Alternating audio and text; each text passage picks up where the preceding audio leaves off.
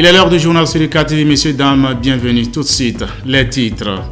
Pose par le chef de l'État de la première pierre de construction d'édifices de l'Université de Kara. Toutes les images dans un instant.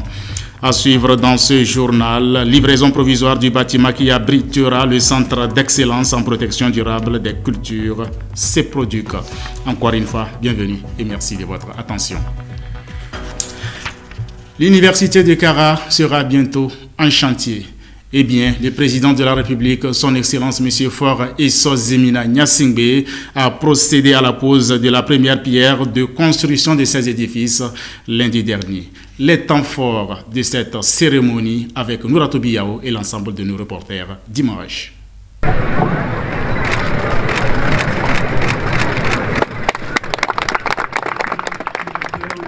Par ce coup de truelle, son Excellence M. Faure Essozimina Gnassingbé, président de la République togolaise, posait officiellement la première pierre des travaux de construction de l'Université de Kara le 24 avril dernier. C'était sur le site du campus Nord, en présence des membres du gouvernement de la communauté universitaire, avec à sa tête le professeur Komla Sonda.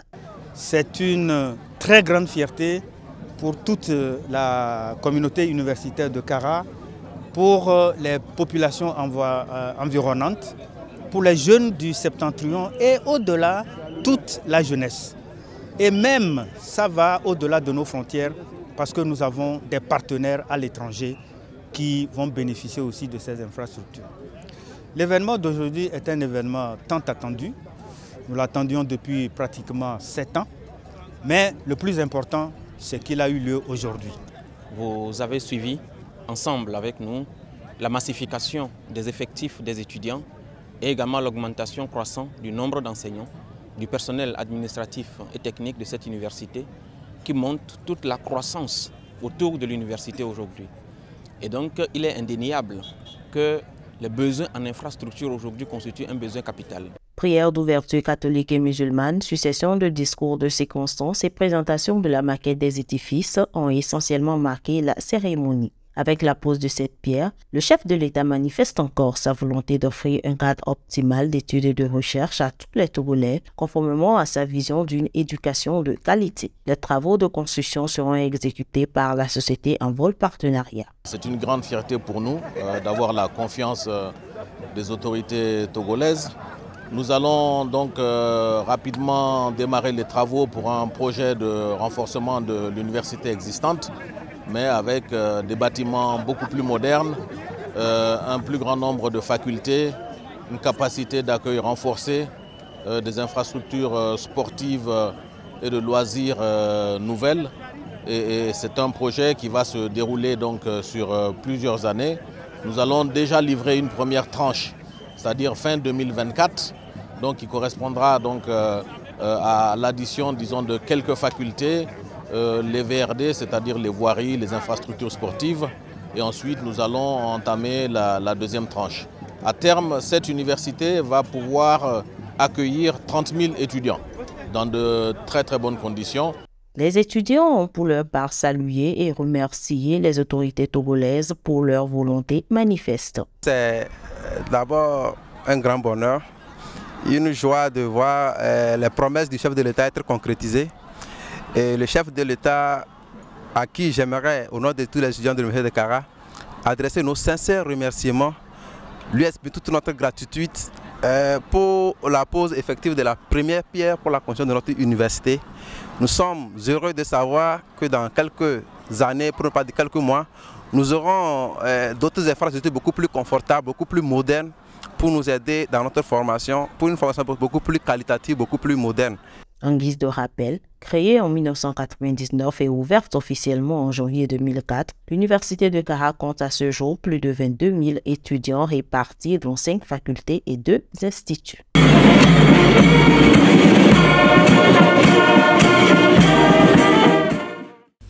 Le 27 avril 1960, notre pays, le Togo, accédait à la souveraineté internationale. Pour marquer cet événement, le département d'histoire de l'Université de Kara a organisé une conférence débat le 25 avril dernier. Reportage. Dans le cadre des festivités marquant le 63e anniversaire de l'indépendance du Togo, le département d'histoire de l'université de Kara a organisé le 25 avril 2023 dans l'Agora 21 janvier 2004 une conférence débat à l'endroit de la communauté universitaire. Les Togolais ont envie de connaître leur histoire et ici c'est une communauté. Cette communauté est composée d'étudiants, d'enseignants, des membres de l'administration, etc. Et chacun a besoin de comprendre l'histoire du Togo. Quel État et quelle nation au Togo de 1960 à 2023? C'est le thème qui a fait l'objet d'échanges au cours de cette conférence. À cet effet, un panel constitué d'enseignants-chercheurs du département a éclairé la lanterne des participants sur le vécu historique du Togo, en mettant bien sûr en exergue le concept d'État-nation et les différents régimes politiques de 1960 à nos jours. Au département d'histoire et dans le cadre de notre laboratoire qu'on appelle ISDAF, nous avons décidé que à chaque événement historique, nous allons organiser des rencontres de communication pour partager un certain nombre d'informations historiques sur les faits. Les participants apprécient cette initiative à juste valeur et saluent le courage puis la détermination des vaillants combattants. Je pense que tous les acteurs sociopolitiques, chacun doit apporter donc sa pierre à la construction de la nation togolaise, parce que cette nation-là n'est pas une chose acquise, mais donc nous allons travailler sur tous les plans, dans tous les domaines, pour qu'on sente vraiment que le Togo est une nation. C'est une conférence qui vient à point nommé pour nous éclairer encore plus sur la construction nationale du Togo, de notre pays, le Togo, que nous ne maîtrisons pas parfaitement. Donc c'est une occasion pour nous, étudiants, de pouvoir avoir accès à certaines informations qui, entre-temps, n'étaient pas claires pour nous.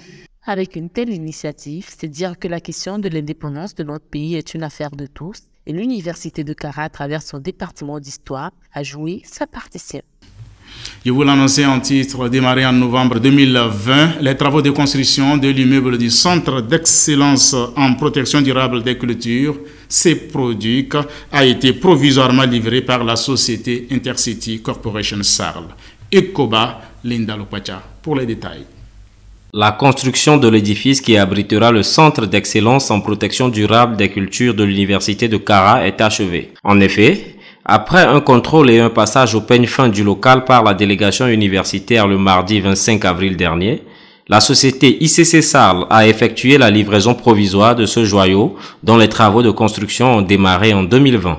Voilà, la remise aujourd'hui a été faite, c'est la réception provisoire des travaux. L'entreprise a fini les travaux, on a réceptionné aujourd'hui et on remet le bâtiment pour utilisation durant 1 an pour la période de garantie. Et après 1 an, on va faire la réception définitive. Donc les travaux sont achevés à 100% et voilà, ce qui est prévu dans les cahiers de clauses ont été réalisés. Cependant, il y a des travaux confortatifs qui seront faits pour que l'ouvrage soit complètement très professionnel. S'il est évident qu'une population pour être productive doit être en bonne santé, il n'en demeure pas moins que son alimentation au quotidien soit de bonne qualité.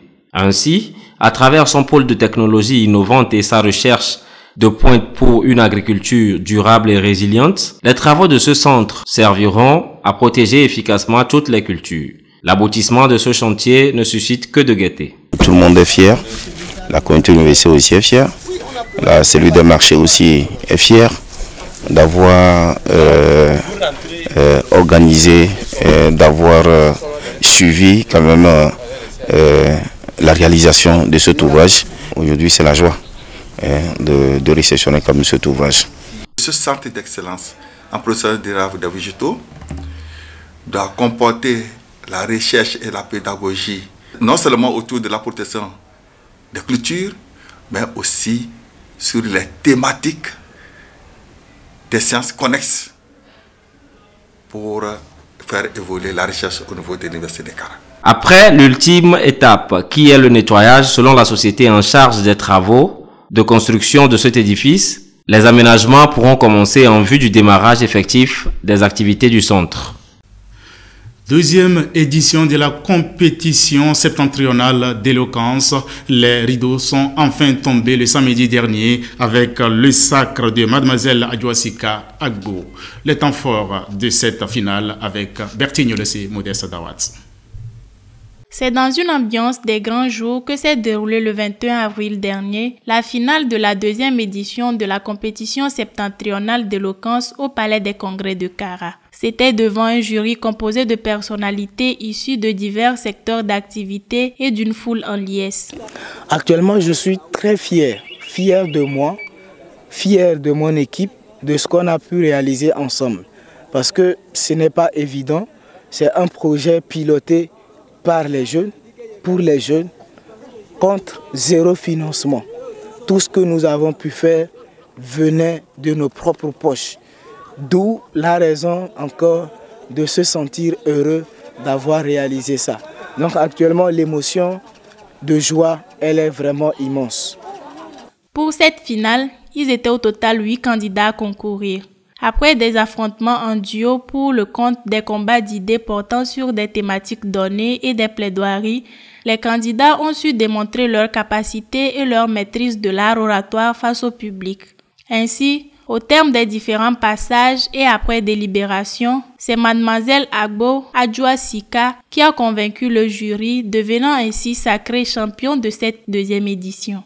Je rends grâce à Dieu car tout ce qu'il fait est bon et je suis contente car j'ai atteint mon objectif et je n'ai pas déçu ceux qui ont cru en moi. La compétition septentrionale d'éloquence édition 2023 est ainsi rentrée dans l'histoire. Rendez-vous l'année prochaine pour une nouvelle édition.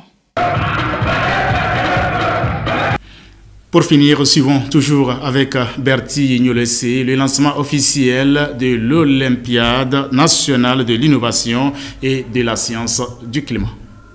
Le lancement officiel de l'Olympiade nationale de l'innovation et de la science du climat ONISC 2023 s'est déroulé le 25 avril dernier dans la salle KAA 200 au campus Sud. Ce projet a été initié par l'usine de transformation des déchets en richesse Utreda en collaboration avec le gouvernement togolais. Placé sous le thème l'innovation et la science d'une économie circulaire du développement durable au Togo, ces travaux ont été lancés par le point focal Utreda Kara, Dr Ayemi Lawani. Au Togo, il est lancé cette année la première édition des Olympiades, mais au niveau international, c'est un concours qui a commencé depuis 2019 et qui est lancé par le Climate Science pour pouvoir donc réunir les jeunes autour de la thématique du changement climatique. Au cours de ce lancement, le point focal Utreda a expliqué aux étudiants le bien fondé de ces Olympiades. Il s'agit d'amener les jeunes innovateurs et scientifiques à relever les défis liés au changement climatique, notamment la surveillance et la prévision météorologique, la gestion des catastrophes et les opérations de recherche et de sauvetage. L'idée est assez innovatrice parce que déjà il faut juste qu'on remarque les questions environnementales qui tournent autour de notre humanité, de notre environnement, un peu tout ça. La situation dégradante de l'environnement est assez alertante à nous qui sommes les défenseurs de l'environnement. Je suis vraiment émue des questions qui concernent l'environnement. Puisque l'environnement, c'est tout ce qui nous entoure, y compris nous-mêmes. Si nous ne prenons pas soin de notre environnement, nous risquons de tomber dans les problèmes sérieux. Et je suis vraiment contente qu'on ait lancé ce concours et je vous rassure que je serai partante pour ce concours.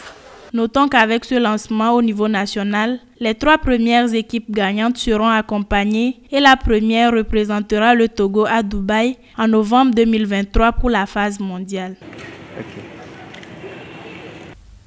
Fin de cette édition, je vous en rappelle les grandes lignes. Pose par le chef de l'État de la première pierre de construction d'édifices de l'Université de Kara. Il a été également question dans ce journal de la livraison provisoire du bâtiment qui abritera le centre d'excellence en protection durable des cultures, CEPRODUC. Mesdames et messieurs, c'est la fin de cette édition. Merci de l'avoir suivi. Excellent week-end à toutes et à tous. Bonsoir.